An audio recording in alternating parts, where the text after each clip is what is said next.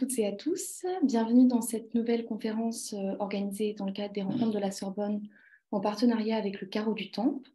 Donc, nous sommes un groupe d'étudiants du Master 1 Direction de projet au établissement culturel de l'Université Paris 1 Panthéon-Sorbonne et on organise ce cycle de conférences dans le cadre de notre formation. Donc, pour cette deuxième webconférence intitulée Corps en circulation, exister dans l'espace public, nous allons nous pencher sur les discriminations que subissent les corps sexisés dans la ville, puisqu'en effet, dans un contexte de libération de la parole autour des questions et des problématiques du harcèlement de rue, croisées avec les travaux de réaménagement des espaces urbains, ce sont des problématiques qui font surface et qui questionnent la place des personnes perçues comme femmes dans des lieux partagés, leur usage de l'espace public et leur relation à celui-ci. Donc il est évident que dans le temps qui nous est imparti, la question de la liberté de circulation dans l'espace public ne pourra pas être abordée dans sa globalité. On a décidé donc d'axer cette conférence avec une approche genrée de la question. Et pour ça, nous avons donc trois intervenantes. Pour commencer, Meltem Ildiz, vous êtes chercheuse en arts plastiques et artiste. Vos travaux artistiques et scientifiques se concentrent sur l'art comportemental et vous écrivez actuellement une thèse intitulée Le corps comme territoire. Ensuite, Lucie Chappet, vous représentez l'association Womanability qui mène des actions de diagnostic et de sensibilisation autour des inégalités de genre dans l'espace public. Et en parallèle, vous êtes étudiante urbaniste et votre terrain d'enquête se porte sur l'intégration des jeunes filles dans ces espaces publics. Et enfin, Lucie Bellarbi, vous êtes photographe et vidéaste et votre travail porte sur un dialogue entre le corps féminin et la ville. Et votre série Les Habitantes et The Opportunity to Dance, dans lequel vous montrez la singularité de cette position dans l'espace public, sont notamment les visuels de notre conférence qui ont été diffusés sur les réseaux sociaux. Et vous avez également réalisé un court-métrage intitulé Évreux, une femme dans la ville, qu'on va visionner dans la suite de notre conférence. Donc, pour commencer, nous allons nous intéresser aux conditions d'émergence du constat qui est celui de l'insécurité et de la non-liberté de circulation des corps des personnes sexisées dans l'espace public. Ma première question sera donc de comprendre quelles sont les observations qui poussent au constat de l'existence d'inégalités à l'accès à la ville d'un point de vue genré. Lucie Chappet, dans votre travail de chercheuse urbaniste, vous vous basez notamment sur le concept de droit à la ville d'Henri Lefebvre. Comment est-ce que ce concept peut être mis en écho avec ces enjeux ? Merci. Donc ce concept qui a été inventé par le philosophe Henri Lefebvre dans la fin des années 60, il est assez pratique parce qu'il recouvre deux réalités. D'abord, pour que la ville soit égalitaire, inclusive, il faut que chacun et chacune puisse avoir la capacité de participer activement à faire valoir son point de vue et ses besoins dans la manière dont on fait la ville, dont on construit le cadre urbain, donc ça va être la qualité de transport ou la gestion urbaine. Mais ça va être également la possibilité de circuler librement, être dehors en toute sécurité partout dans la ville et de jour comme de nuit pour se promener, pour flâner ou pour des raisons utilitaires. Et donc, ce droit à la ville, c'est un droit de base qui est considéré comme constitutif de la démocratie, qui est essentiel pour l'égalité. Et lorsqu'il n'est pas respecté, on se trouve dans une ville et dans une société qui n'est pas égalitaire. Or, il y a plusieurs études qui ont démontré que la ville est faite premièrement par les hommes, c'est-à-dire que les femmes et les personnes sexisées ne sont pas inclus dans le processus de faire la ville, que ce soit les urbanistes, les aménageurs, les politiques ou les personnes qui participent aux démarches de concertation, mais également que la ville est faite pour les hommes, c'est-à-dire que la ville est pensée selon leurs besoins, leurs usages, et de fait, ça exclut les femmes, les jeunes filles et les personnes sexisées. Donc, on le voit à travers plusieurs paramètres. Ça va être le harcèlement de rue, par exemple, qui va jouer comme un rappel à l'ordre de cette illégitimité des femmes dans l'espace public. Ça va être le problème des mobilités, qui sont vraiment pensées sur le modèle déplacement domicile-travail, alors que les femmes sont plus chargées de faire des micro-déplacements dans l'espace public pour aller faire les courses, aller chercher les enfants à l'école, accompagner tel parent vieillissant chez le médecin. Donc, c'est également toute la question des représentations, les noms d'hommes dans les rues, sur les places, ne laissent aucune place aux femmes. Donc, notre association Moonability, qui a été fondée en 2015, elle œuvre pour la prise en compte de ces questions de genre dans les projets urbains et elle s'attache à penser des solutions concrètes pour des villes plus inclusives pour toutes et pour tous. Et je vous remercie de faire cette conférence sur ce thématique pour visibiliser ce sujet. Avec plaisir, merci beaucoup pour votre intervention. Lucie Bellarbi, dans votre travail, vous évoquez aussi ces enjeux et pour ça, vous utilisez également des travaux de sociologues et de géographes de genre qui ont théorisé les questions que vous mettez en image. De quelle façon est-ce que ces réflexions ont guidé votre pratique artistique? En fait, moi, j'ai commencé à travailler sur la représentation des femmes dans l'espace public de façon plutôt intuitive, vraiment en me basant sur des expériences personnelles ou aussi des récits que je pouvais collecter autour de moi avec les femmes de mon entourage. Et la question centrale que je me suis posée dans la première série que j'ai réalisée sur le sujet, qui s'appelle Les Habitantes, c'est vraiment comment les femmes habitent leur corps dans l'espace public. Et donc, voilà, partie de cette intuition, j'ai commencé à m'interroger et à lire beaucoup. Et d'une part, il y a déjà une question assez importante, c'est que les femmes sont très peu représentées dans l'espace public, notamment parce que seulement 4% des rues en France portent le nom de femme. Donc, en fait, il y a une espèce de distance. Elles ont évidemment une distance parce qu'elles ne sont pas représentées. Ce n'est pas un lieu qui est fait pour elles. Ensuite, je me suis aussi appuyée sur des récits et des écrits de Jacqueline Coutras, qui est géographe de genre, qui a écrit dans les années 80 plusieurs livres très intéressants et où elle explique très clairement qu'en fait, il n'y a pas d'espace pour être oisive en tant que femme dans l'espace public. Donc tout ça, ça a vraiment nourri les narrations de mes séries qui sont, la série Les Habitantes, c'est vraiment une série de mise en scène où en fait je photographie des femmes en mouvement dans l'espace public. Voilà. Vous, Meltem, lors de nos entretiens, vous avez abordé la question des femmes sans abri, qui sont aussi, on va dire, une catégorie de personnes qui ne sont pas, en tout cas, représentées souvent dans ces problématiques. Et elles ont une position singulière, puisqu'elles ont elles subissent cette occupation obligatoire, on va dire, de l'espace public. Quels sont les constats que vous avez pu faire en tant que chercheuse et en tant qu'artiste à travers votre pratique de l'art comportemental sur ces questions? Quand on traite de l'existence d'inégalités dans l'espace public, on parle effectivement de discrimination.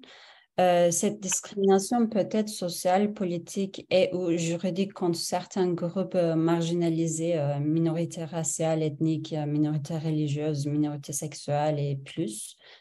Une des figures les plus visibles de ces groupes est celle des sans-abri, étant donné qu'ils constituent déjà un groupe marginalisé auquel se cumulent d'autres niveaux de marginalisation en fonction du profil de la personne sans domicile. On peut tous remarquer que les personnes sans abri ont souvent de la difficulté à accéder aux restaurants, magasins, centres commerciaux et d'autres autres espaces urbains. Il est intéressant de constater qu'il s'agit bien souvent d'une discrimination sociale avant tout liée à l'apparence, aux idées reçues de la société ou encore au souci de respectabilité d'un établissement à but commercial. En effet, cette discrimination n'est pas toujours appliquée par les autorités gouvernementales comme la police. Du côté de la discrimination politique urbaine, on peut s'intéresser à la stratégie d'exclusion systématique des sans-abri prise par certaines communes, souvent touristiques en période estivale. Il y a une réelle volonté d'écarter les personnes sans-abri de l'espace public. D'ailleurs, pour citer la vice-présidente dans Les Parisiennes, elle dit quand bien même les villes sont condamnées, il faut plusieurs mois pour que ce soit appliqué. Donc, l'été est déjà passé et elles ont réussi à ce qu'elles voulaient. C'est une pratique qui a été très appliquée dans ma ville natale, Istanbul, où les sans-abri sont tenus à l'écart des zones les plus touristiques par la police. Peut-être un peu moins aujourd'hui, mais à une époque, c'était extrêmement appliqué. Si des sans-abri venaient là où ils ne devaient pas, ils se faisaient souvent arrêter, frapper assez violemment, puis relâchés en périphérie de la ville. Ainsi, on peut clairement voir que la circulation de ces corps dans l'espace public souffre de nombreuses inégalités par rapport aux autres. Par conséquent, de nombreuses personnes sans abri sont contraintes de vivre dans des environnements dangereux ou indésirables et d'être invisibles pour ne pas déranger les personnes qui ont la chance d'avoir un logement. Ou plus cynique encore, ne pas dégrader l'image de carte postale des touristes. Pour donner un exemple d'œuvre d'art comportemental qui aborde cette inégalité, il ne faut pas aller plus loin que Christophe Vodixou. C'est un artiste politique qui définit sa démarche comme la conception et la mise en place d'une série d'instruments nomades, de véhicules et d'autres équipements culturels à destination des sans-abri, des immigrés, des jeunes aliénés, des anciens combattants et autres marginaux pour leur survie, leur communication et leur expression dans l'espace public. Homeless Vehicle est un projet visant à offrir mobilité et sécurité aux sans-abri de New York. Les étapes de conception de création de l'œuvre impliquaient la consultation de ces personnes et une modification en fonction de leurs conseils. Après la construction des véhicules, ils ont été testés et utilisés par des sans-abri à New York, leur donnant davantage d'accès à la ville avec moins d'inégalités. Ainsi, les artistes peuvent effectivement assister à l'amélioration de la situation des concernés, non seulement en matière d'accès, mais également en attention et visibilité. Voilà. Merci beaucoup. En effet, lors de nos discussions, on a aussi eu ce constat donc, que certains corps étaient plus insécurisés que d'autres et qu'ils étaient singularisés aussi par le regard des autres, et ça concerne également les femmes sans abri. Ouais. L'extrait qui va suivre est issu d'un des courts-métrages de Lucie Bellarbi, qui est donc intitulé Évreux, une femme dans la ville, et il met en image la situation particulière de la situation des corps sexisés dans la ville, et plus particulièrement dans une ville de province à la tombée du jour. Je vous propose qu'on le visionne ensemble et puis qu'on en discute.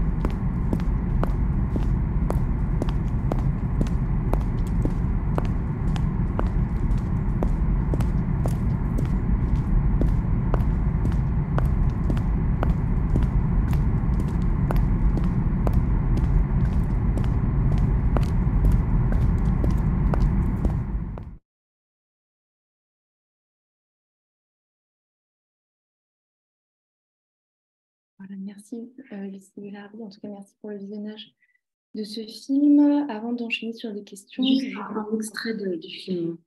Oui, un extrait du film, absolument. Et avant d'enchaîner sur les questions, j'invite les personnes qui nous suivent sur Zoom, Twitch et Facebook à poser des questions dans l'espace commentaire. Il y aura un temps après la conférence pour poser des questions. Donc, merci pour ce visionnage.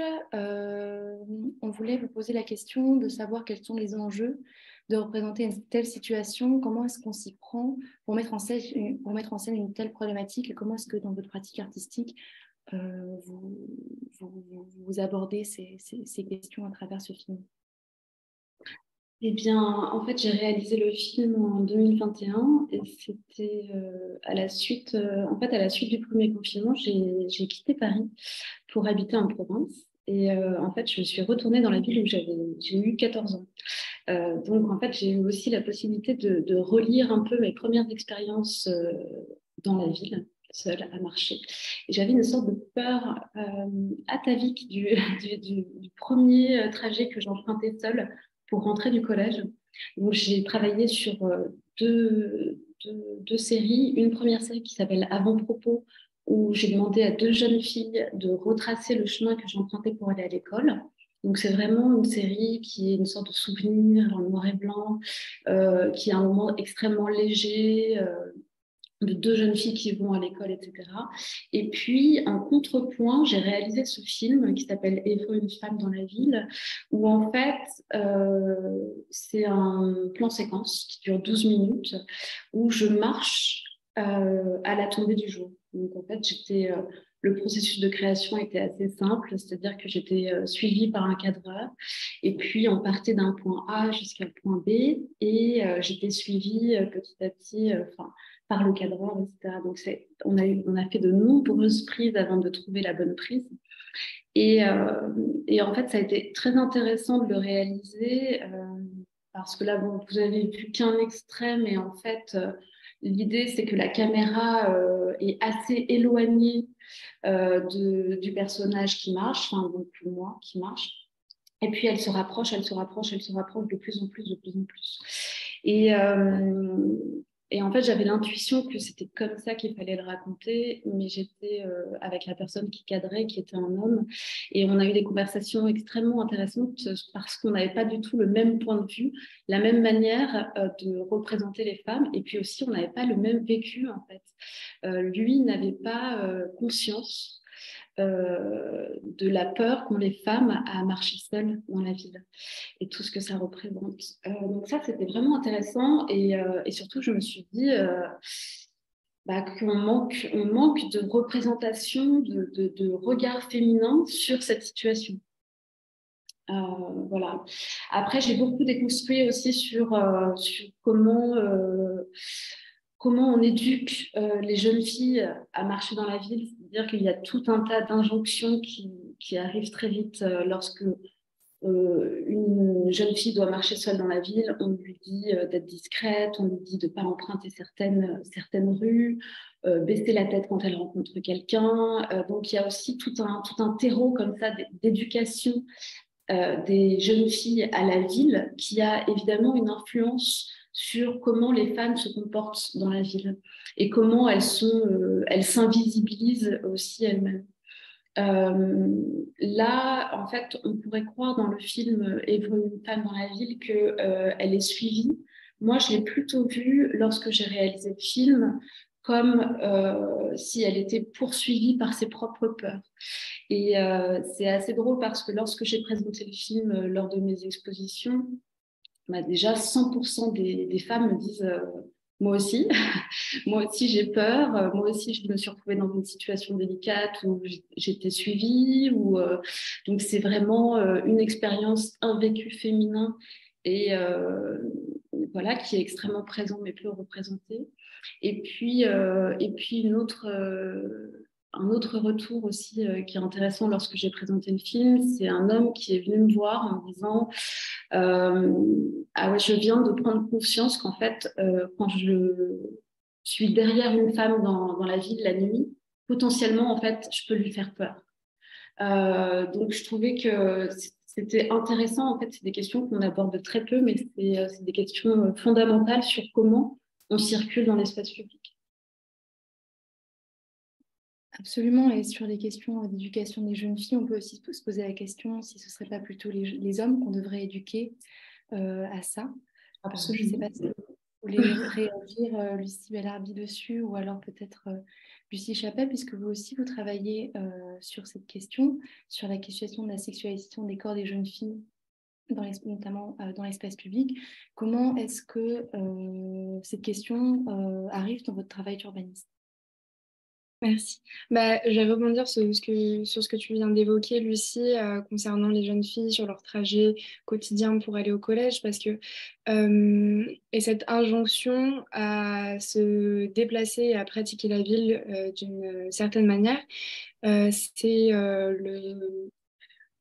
l'étude de Clément Rivière qui m'a beaucoup éclairé là-dessus, qui est sociologue à l'Université de Lille et qui a beaucoup travaillé sur la place des enfants dans la ville.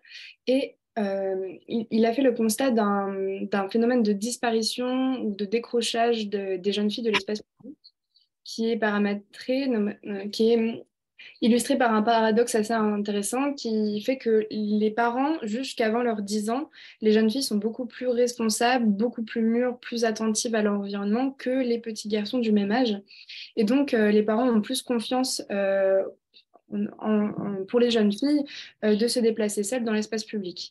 Et en fait, c'est au passage à l'âge de la puberté, et donc avec la sexualisation du corps, et à partir du moment où on commence à poser un regard sexualisant et social sur ces jeunes filles, que les parents décident qu'il faut encadrer beaucoup plus leurs pratiques que celles des jeunes garçons.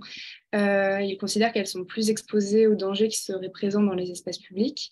Et donc, ils émettent un ensemble de recommandations et exercent un contrôle beaucoup plus accru sur les horaires de sortie ou la manière dont elles se présentent en public, que ce soit en termes de maquillage, coiffure, habillement. Pour Il est vrai que pour une grande majorité des femmes, le harcèlement de rue est la première violence subie par les femmes dans leur vie. En effet, 89% l'ont été une première fois lorsqu'elles étaient mineures. Donc, c'est un fait, le harcèlement de rue existe. Et c'est également cette potentialité de se faire harceler qui est transmise de parents à jeunes filles, même s'il n'y a pas réellement en soi de danger dans les espaces publics. C'est plus une peur qui est transmise et donc un sentiment d'insécurité qui parfois n'est pas totalement légitime. Et de cette peur, on va venir développer des pratiques d'évitement, des stratégies d'évitement qui permettent aux femmes d'éviter donc de se faire harceler, mais du coup qui limitent également leurs pratiques de l'espace public. Et pour la sociologue du genre Marilyn Lieber, cela génère une autorestriction du droit à la vie. Et dans notre association, Women Ability, on réalise des formations et des sensibilisations auprès de publics diversifiés, mais également d'établissements scolaires, de collèges, de lycées, pour sensibiliser aux questions de genre dans l'espace public et aux discriminations genrées. Et donc, on réalise des interventions auprès de classes pour pour déconstruire ce contrôle qui est exercé sur les jeunes filles. Également montrer que, certes, il existe des risques, mais ce n'est pas non plus qu'aux jeunes filles à qui on doit faire planer cette injonction de pratique de la ville. Et également, on les invite à reprendre l'espace en, par exemple, renommant les noms de rues le temps d'une journée dans le quartier de leur collège ou en faisant des collages féministes aux abords de leur établissement pour rappeler ce message qui est que la rue leur appartient aussi. Merci beaucoup. Meltem, vous avez travaillé sur la question de la discrimination des femmes portant le hijab et vous faites également vous faites également sur ce sujet une différence entre les femmes qui portent le hijab en France et à Istanbul. Est-ce que porter le voile peut rendre plus vulnérable dans l'espace public en France? Oui. En fait, en Turquie, le port de l'hijab dans les établissements d'éducation était interdit jusqu'en 2007. Par contre, il reste toujours des polémiques entre les pro-hijab et les anti-hijab. Il est devenu un objet de revendication, un symbole politique. L'assumption est que si une femme porte l'hijab, ça veut dire qu'elle est une électrice du parti AKP du président Erdogan et ainsi une femme d'extrême droite et conservatrice. Avant de, avant, le port du hijab en Turquie était perçu comme un signe d'ignorance, de mauvaise éducation, de faibles revenus. Aujourd'hui, cela a changé car le pouvoir est passé par le camp religieux de ces personnes, longtemps considérées comme une seconde classe, soit faire ressentir aux soi-disant laïcs ce qu'ils ont ressenti. Alors aujourd'hui, porter un hijab en Turquie est devenu un signe d'être une bonne femme et c'est reçu avec respect. Un respect qu'elle hésite d'ailleurs à accorder aux femmes qui choisissent de porter des vêtements plus révélateurs. En revanche, en France, où porter un hijab reste toujours un sujet de débat comme en Turquie, il est perçu comme plus négativement comme un symbole communatrice. Par exemple, Marine Le Pen disait qu'il faut régler le problème des femmes qui sont obligées de mettre le voile parce qu'elles sont sous la pression des islamistes. Mais ceci est loin d'être toujours le cas. C'est qu'elle a du mal à comprendre et que beaucoup de femmes le portent volontairement. Ainsi, les porteuses de hijab sont discriminées, suspectées, isolées et menacées car le voile est associé à une idéologie en plus d'une religion. C'est intéressant de voir comment un simple vêtement peut avoir une vaste signification qui se contredit entre différents pays. À mon avis, l'interdiction du hijab est aussi bizarre que l'interdiction d'une jupe courte portée par un homme. On parle toujours de vêtements, toujours de femmes et on parle toujours du droit d'être soi.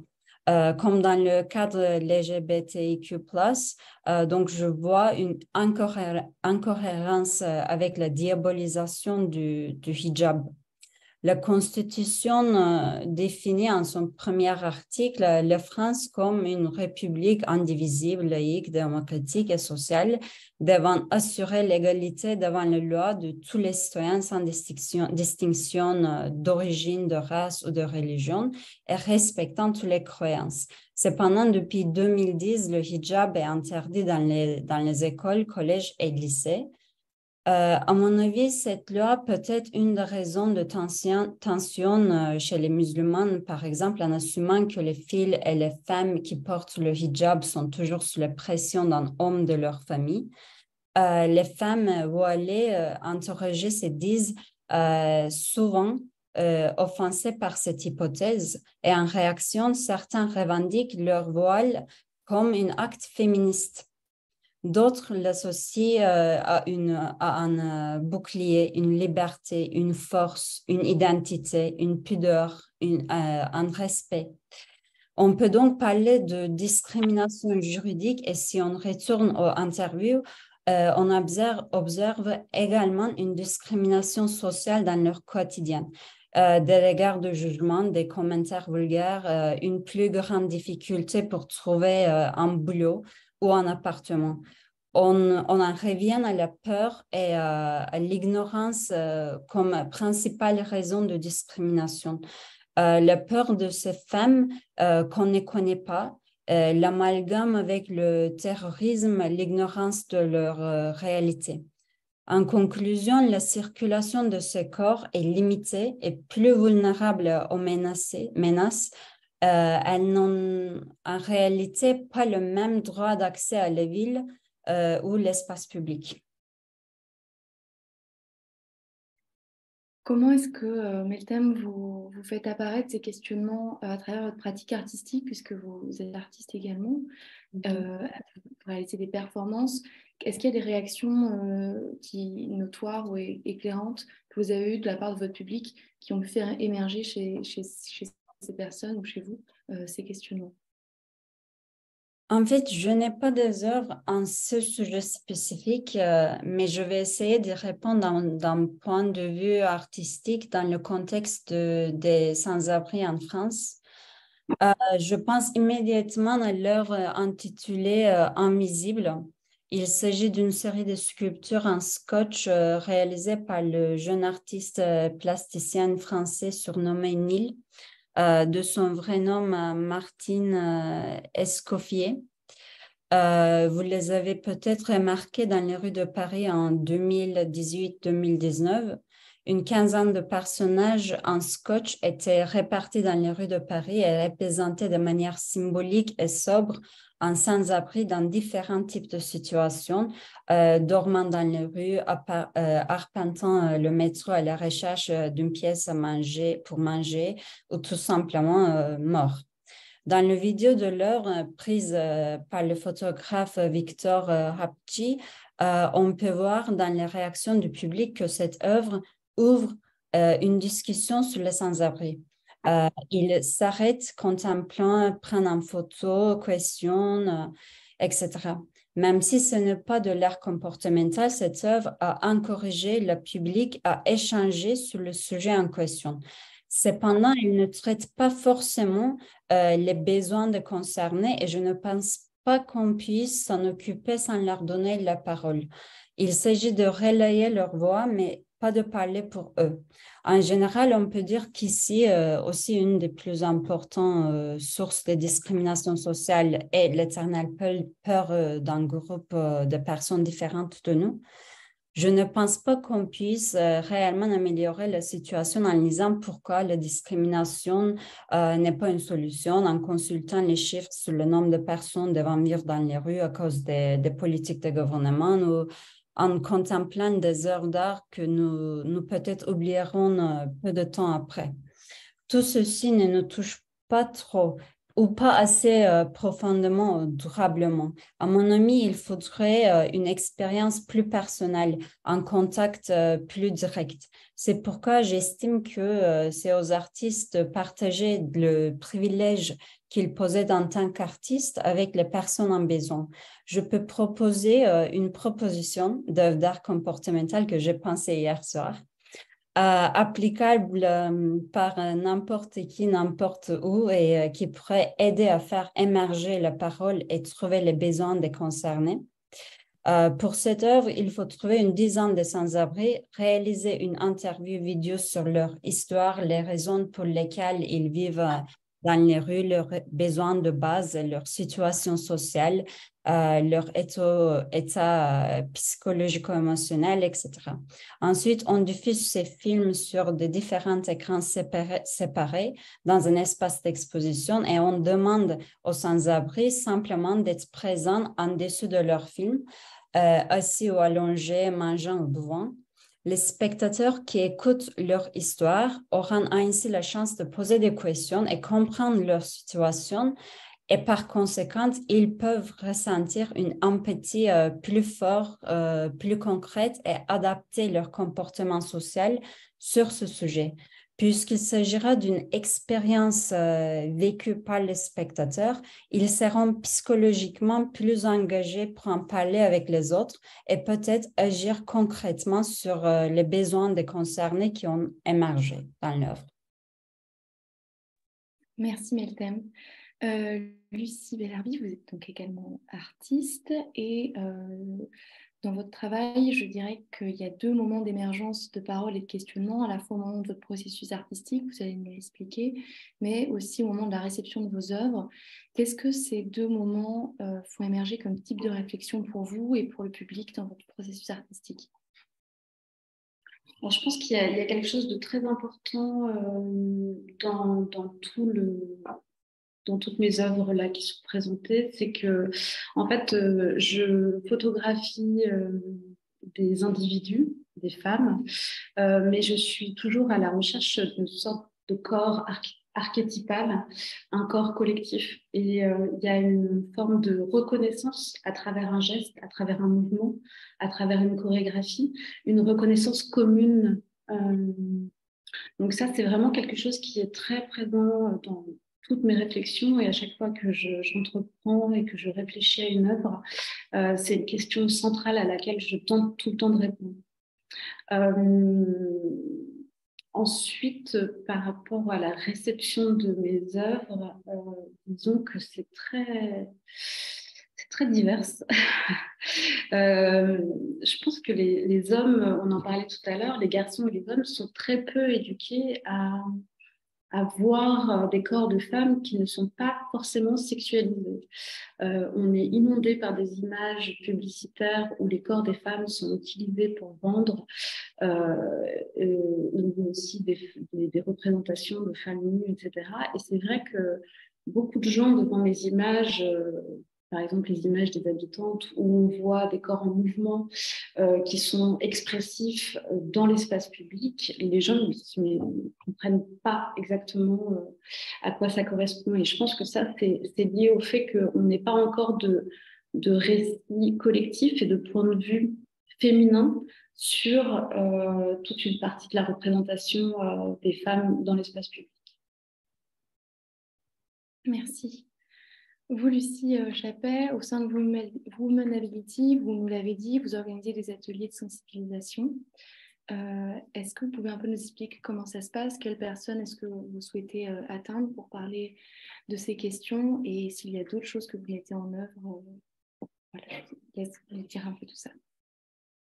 Oui, donc un de nos pensées, donc la sensibilisation pour faire émerger la parole des jeunes filles et faire prendre conscience aux jeunes garçons de la place et de l'importance de la justice socio-spatiale dans la ville.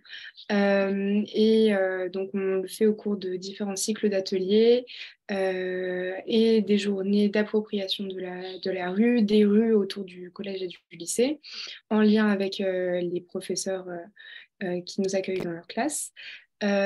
Et donc, on s'est vraiment rendu compte que la question des jeunes filles était un pan très important de la pensée d'une ville inclusive, parce que c'est vraiment un sujet qui est éclipsé de toutes les considérations de la manière dont on fait la ville.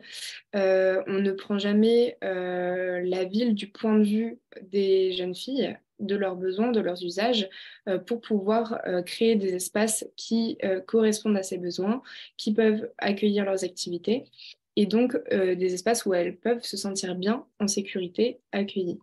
Mais nous, à Womanability, un des grands pans de notre activité, c'est de réaliser des diagnostics genrés des usages et des pratiques dans la ville pour proposer des recommandations d'aménagement d'espaces publics qui sont co-construites avec les habitantes. Et donc là, c'est vraiment la question de comment on fait émerger la parole des femmes dans la manière de créer une ville inclusive pour elles, dans leur quartier, comment on fait émerger ces besoins, cette parole. Et donc, on est certaine à Womanability qu'il y a un besoin de réinventer la manière d'impliquer, de donner la parole aux habitantes et donc de faire de la concertation. C'est un nouveau sujet en urbanisme qui est très intéressant, qui est de impliquer les habitants dans la manière de faire leur ville, faire leur quartier avec eux, de les faire participer à l'aménagement, à prendre des décisions. Et donc, pour que cela se fasse, on a inventé le médium des réunions publiques. Mais en fait, on a constaté qu'elles sont assez inefficaces pour prendre en compte la parole des femmes. Et que ce sont souvent des hommes cis, hétéros, blancs, souvent âgés d'une soixantaine d'années, qui y participent. Les femmes, elles sont peu nombreuses à aller à ces réunions d'équipe, réunions publiques, parce qu'elles se sont à des horaires le soir où souvent elles sont à charge du foyer, elles s'occupent des enfants, elles font la cuisine et elles n'ont pas le temps à consacrer à ce moment de concertation. Elles n'y prennent pas vraiment la parole facilement car elles s'expriment elles s'expriment peu puisque elles sont peu socialisées, éduquées à prendre la parole en public par rapport aux hommes. Leur parole est souvent pas entendue, peu considérée, plutôt vue comme hors sujet. Et donc, on éclipse un petit peu ce qu'elles ont à dire. Donc, à Womanability, on a essayé de s'approprier et de développer de nouveaux outils pour que les femmes puissent avoir également la parole, d'autres formes de médiums qui nous permettent de donner la parole aux femmes. Donc, on s'est approprié d'abord les marches exploratoires qui sont en fait des diagnostics de terrain qui sont menés par un groupe de femmes dans leur quartier d'habitation. Donc, ça leur permet en fait d'identifier tous les facteurs, la fréquentation, les pratiques sociales, l'occupation de l'espace et les éléments d'aménagement du territoire qui sont à l'origine soit d'un sentiment d'insécurité, soit pourquoi ces espaces ne sont pas fonctionnels pour elles en termes de besoins et d'usages. Et donc, à partir de ce constat qu'on fait sur le terrain avec elles, on commence à développer et à élaborer des propositions concrètes d'amélioration de cette situation en proposant des aménagements qui correspondent à leurs usages, à leurs besoins. Donc en fait, ces marches exploratoires, c'est une manière de se réapproprier les espaces publics et de se faire valoir leur droit à la ville pour ces femmes. Et enfin, on a un dernier outil que j'ai personnellement aussi utilisé auprès de jeunes filles et de jeunes garçons auprès de 2 classes de 4e pour réaliser mon mémoire sur les usages et fréquentations des jeunes filles dans les espaces publics. C'est la cartographie sensible qui nous permet d'étudier des codes vécus et sensoriels beaucoup plus sensibles, intimes, comme tu le disais, Metlem, de plutôt s'intéresser au récit de l'intime de ces personnes pour savoir quelles sont leurs envies, leurs besoins, des éléments sur lesquels les femmes, les jeunes filles ont vraiment leur mot à dire, elles sont expertes de leur pratique. Et donc, quand elle s'exprime à propos de ça, c'est vraiment une manière de prendre en compte ce besoin et d'y répondre avec des solutions concrètes qu'elle propose également. Et souvent, les femmes ont tendance à être plus à l'aise à s'exprimer de manière sensible, de manière émotionnelle. Et cette cartographie sensible, intime, permet de donner cette parole sous ce mode-là plutôt que dans des grandes réunions publiques où il s'agit de prendre la parole devant un grand groupe de personnes, un grand groupe d'hommes. Donc voilà, il s'agit de réinventer des outils. Merci beaucoup. En effet, il y a beaucoup de solutions qu'on a abordées ensemble lors de nos entretiens. On a vu que l'idée première qui arrivait souvent, c'était la solution des caméras en ville, mais on s'est rendu compte que ça ne fonctionnait pas et puis que ça engendrait aussi d'autres problèmes, d'autres questions. Lucie Bellardi, quand vous réalisez la série Les Habitantes, vous aviez demandé à vos modèles de vous emmener dans les lieux urbains, donc, dans lesquels elles se sont senties mal à l'aise ou vulnérables. Quel constat est-ce que vous avez pu faire qui seraient des éléments de solution à ce malaise? Oui, lors de la création de photos des habitantes, lors de la prise de vue, je demande aux femmes de répéter une boucle de gestes qui est liée à une anecdote qu'elles ont vécue dans la ville, dans un espace qui leur est commun, en fait, dans un espace où elles circulent presque quotidiennement. Et en fait, pardon, j'ai pas retenu. Ah oui, j'ai pas retenu la question. Excusez-moi. Oh, pardon, c'était de savoir quel constat est-ce que vous avez fait lors de votre processus artistique qui pourraient être des éléments de solution avec vos modèles que vous aurez, enfin avec vos modèles, les femmes que vous avez interrogées et qui pourraient être des solutions concrètes au problème de la vulnérabilité, de l'insécurité. Ouais, en fait, moi, je pense qu'il y a plusieurs choses. Déjà, tout à l'heure, tu parlais du fait qu'on voit souvent la ville sous un prisme sécuritaire. Je pense qu'il faut vraiment réaborder la ville et les espaces publics de façon sociologique, en fait, autour du fait que vraiment, ce sont des personnes qui circulent à l'intérieur des espaces et des personnes qui sont toutes différentes, individuellement différentes. Donc ça, c'est vraiment un point très important. Après, moi, je pense que l'espace public devrait y avoir plus de représentation féminine, évidemment, et racisée aussi par ailleurs. Moi, je suis vraiment pour le 50-50 partout, pour toutes les places publiques, etc. Et puis je pense qu'il y a un manque aussi de récits, de contes, de légendes, de récits collectifs positifs qui mettent en valeur les femmes. Et ça, c'est extrêmement important. C'est aussi une question d'éducation, comment on éduque nos enfants, etc. Et puis autre chose, j'ai utilisé toujours des décors très minéraux dans la série des habitantes, parce que la minéralité des espaces publics, c'est quelque chose dont les femmes ont assez peur finalement. Et donc, ça se rejoint avec d'autres enjeux qui sont plus écologiques aussi. Je pense que s'il y avait plus de plantes, d'arbres, de nature dans les villes, on ne vivrait pas l'espace public de la même manière. Merci beaucoup.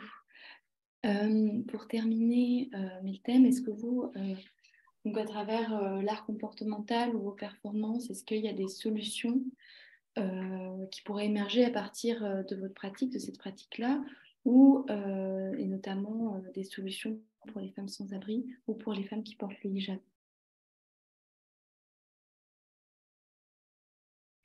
Ah, votre micro est coupé, Meltem.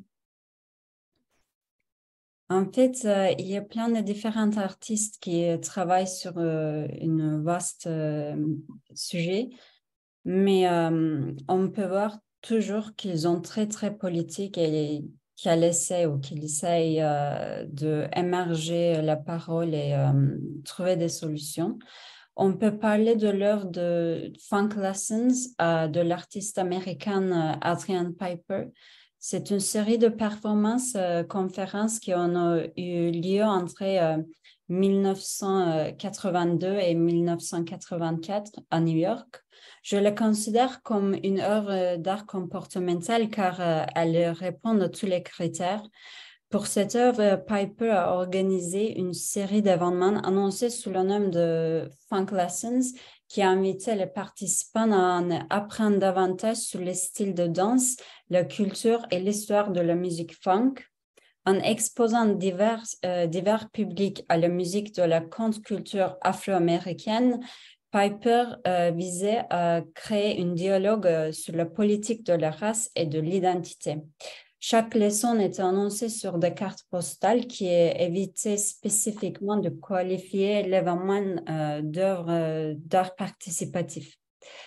Piper a commencé les leçons en jouant des échantillons de musique et en enseignant aux participants des mouvements de danse spécifiques tout en introduisant progressivement des anecdotes sur l'histoire et la culture des Afro-Américaines dans ses présentations.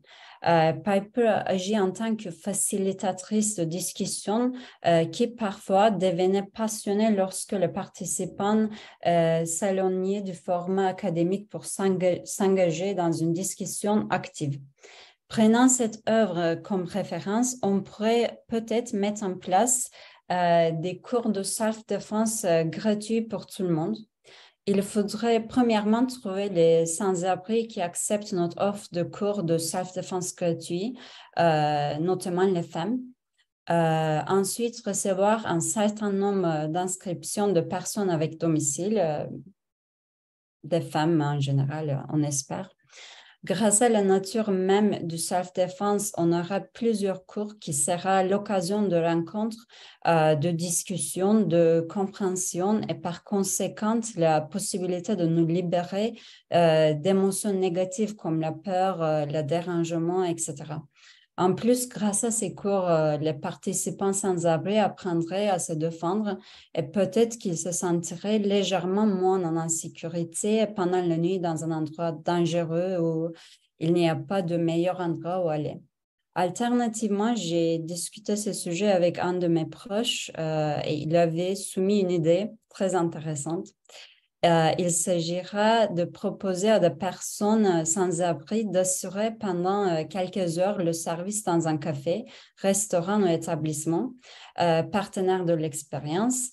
Les sans-abri portera bien sûr une tenue de garçon et des clients ne seront pas au courant. Ce ne sera qu'à la fin que sera inscrit en gros sur l'addition. Ce service vous a été assuré par prénom, âge sans-abri depuis X années. Plus l'établissement et sa clientèle sont huppés, plus l'électrochoc pourra être efficace en matière de déconstruction des préjugés comme la prétendue associabilité ou la paresse des personnes sans abri. Un autre moyen de réaliser une heure d'art comportemental visant le changement de leur comportement social chez les spectateurs sera la tentative d'un sans-abri, tentative de leur faire ressentir ou vivre pendant la durée de l'œuvre expérience d'un sans-abri impliquant la peur, l'insécurité, le mépris des autres et plus. Je n'ai pas encore de proposition d'œuvre de ce type. Cependant, psychologiquement, le moyen le plus efficace de changement de comportement est d'expérimenter à une certaine échelle la même situation. C'est ainsi que l'humanité comprend et change le plus rapidement. En effet, avec un peu de modification, toutes les heures que j'ai proposées aujourd'hui peuvent s'appliquer au sujet du hijab ou à d'autres groupes marginalisés car le principe est le même. Mélanger différents groupes pour une durée déterminée, les faire discuter, se comprendre et se sentir à l'aise avec l'idée de coexistence. Voilà. Merci beaucoup à toutes les trois pour vos éclairages et vos solutions que vous avez apportées maintenant. Je vais laisser place à Oksana qui va maintenant vous rapporter les questions qu'on a eues sur Zoom, Twitch et Facebook de la part du public. Bonjour. Alors, déjà, merci à tous nos auditeurs pour les questions que vous nous avez posées. On n'aura peut-être pas le temps de tout traiter car on est serré niveau timing. Mais en tout cas, pour commencer, j'ai d'abord une question pour Lucie Bellardi, et notamment par rapport à ton film. Certains auditeurs ont remarqué que ça mettait en avant la question du male gaze. Donc pour ceux qui ne savent pas ce que c'est le regard des hommes. Et cette question, c'est avez-vous l'impression que le regard des hommes vis-à-vis des femmes change ou évolue avec le temps? J'ai surtout l'impression que le male gaze est encore très très présent et parmi la représentation. Vous m'entendez ou pas? Oui, oui. Oui, le male gaze est encore très très très représenté partout dans les médias, etc. Donc c'est quand même la manière de percevoir les événements, la manière de percevoir le monde. C'est vraiment le regard des hommes qui nous influence encore beaucoup. Donc moi, j'ai vraiment, en réalisant le film, et je me suis questionnée exactement sur qu'est-ce que c'est le regard féminin et comment on impose son regard féminin. Mais c'est aussi une manière pour moi de m'intéresser à nos récits. Quels sont nos récits féminins? C'est vrai que dans le processus de création du film, ça a été vraiment quelque chose pour moi d'exprimer en fait mes peurs parce qu'elles étaient tellement à l'intérieur de moi que j'avais l'impression que en fait, elles me constituaient tellement que j'avais pas l'impression que je devais en parler. Et c'est vrai qu'au moment où j'ai présenté le film, ce qui a été quand même très intéressant, c'est que je me suis rendu compte que je n'étais pas toute seule, que je faisais partie d'un groupe où 100% des femmes à qui j'ai présenté le film avaient vécu cette situation. Et donc, il y a voilà, cette question du male gaze qui est au centre de plein de questions en ce moment et je trouve qu'il y a plein d'artistes féministes ou pas, femmes, qui s'en emparent et ça, je trouve ça formidable. Très bien, merci. Et du coup, ça nous emmène directement à notre prochaine question. Est-ce que vous pensez, je pense que c'est une question qui peut concerner vous trois, est-ce que vous pensez que vos travaux auraient pu être pensés ou réalisés par des hommes, justement?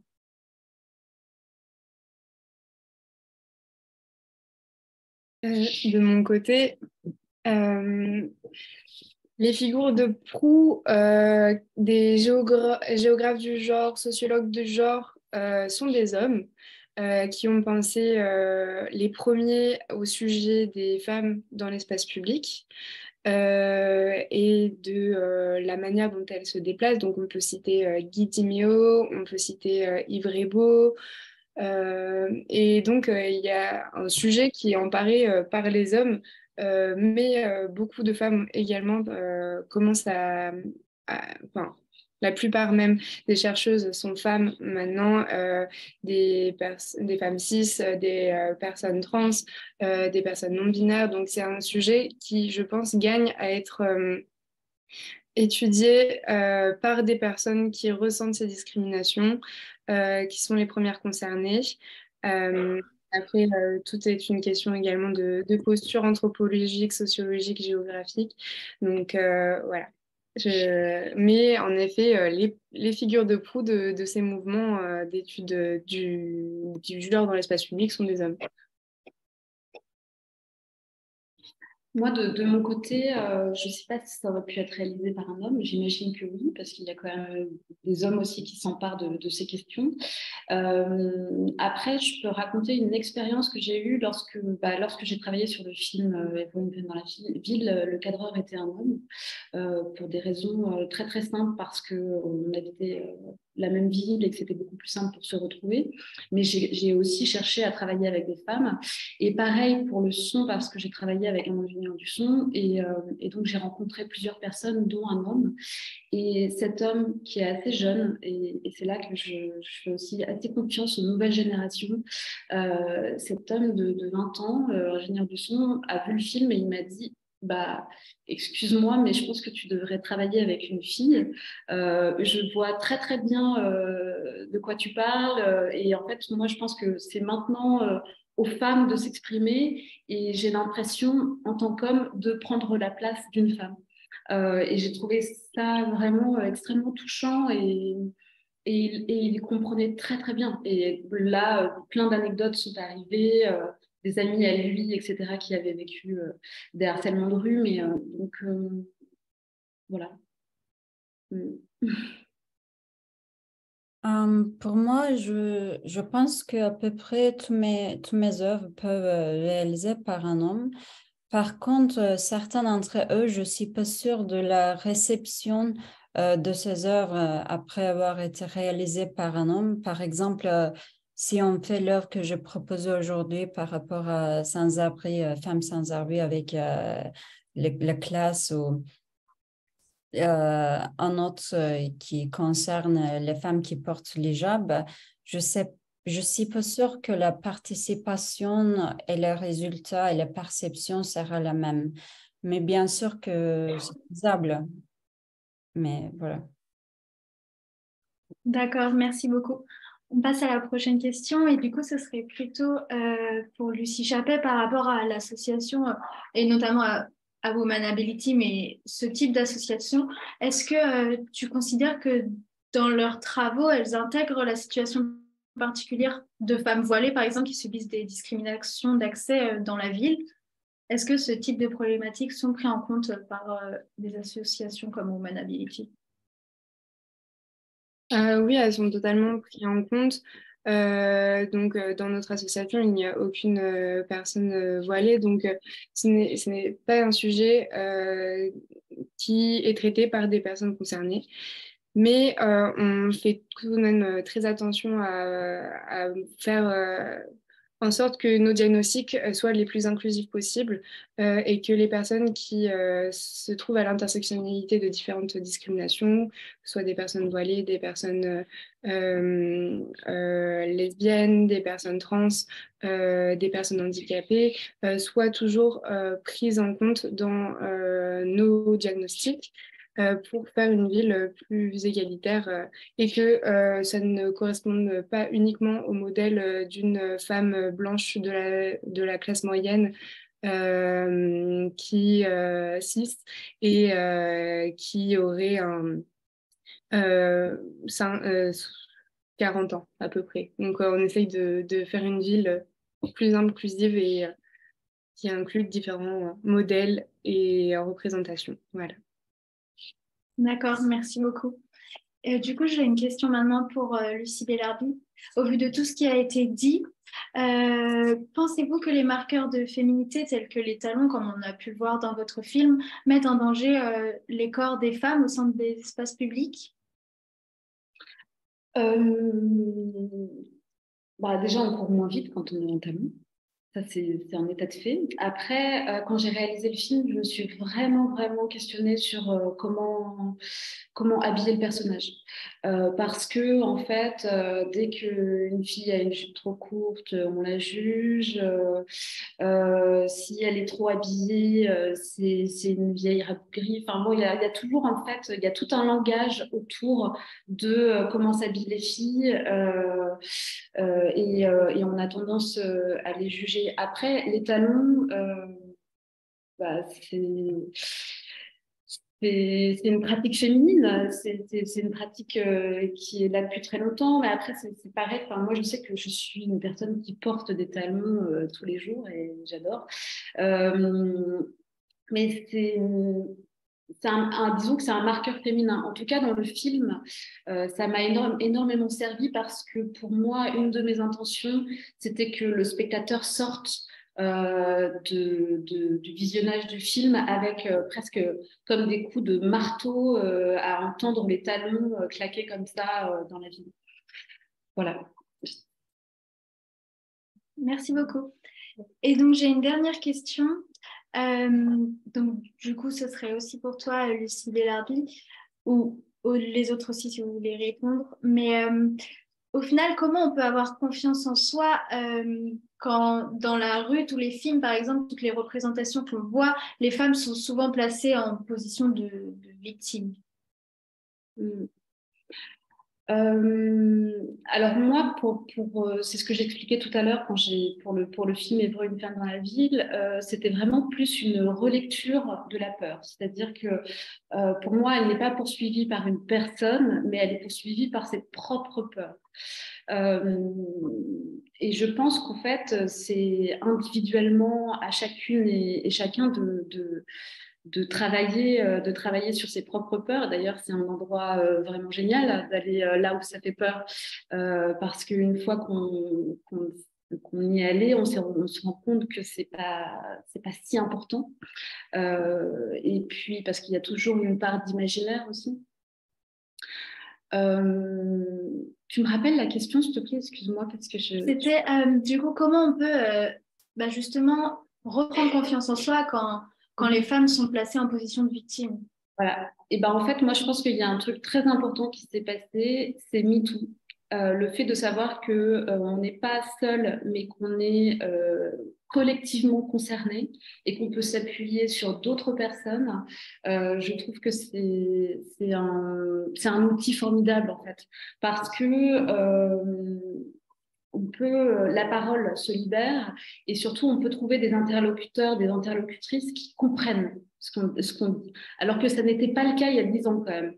Donc je pense que ça, c'est vraiment une évolution et il faut s'en servir, il faut s'appuyer sur ces nouveaux outils qu'on a en fait. Et si je peux peut-être ajouter quelque chose. Bien sûr, bien sûr. On a la représentation de violences sexistes et sexuelles, souvent des viols, dans des rues étroites, peu illuminées, de nuit, désertes. Sauf que quand on regarde les faits, les violences se passent majoritairement, grande majorité même, dans l'espace privé, puisque les personnes qui commettent des violences sont souvent, en grande majorité, des personnes qui connaissent la victime. Ce sont des personnes de leur entourage proche. Et donc, je pense qu'il est toujours assez important de rappeler que la manière dont on perçoit les rues comme des espaces dangereux, en fait, quand on met en perspective les espaces dangereux pour les femmes, c'est plus malheureusement les foyers où elles sont beaucoup plus victimes de violences sexistes et sexuelles. Donc, c'est toujours important de garder ça à l'esprit et de déconstruire cette représentation qu'on essaie de nous inculquer comme quoi la ville est un espace dangereux. Voilà, donc petite référence au continuum des violences. Merci beaucoup. Meltem, est-ce que tu voudrais ajouter quelque chose sur la question? Non, c'est parfait comme ça. Super. Eh ben, on en a terminé avec toutes les questions du public. Merci beaucoup. Je vais redonner la parole à Selma, du coup.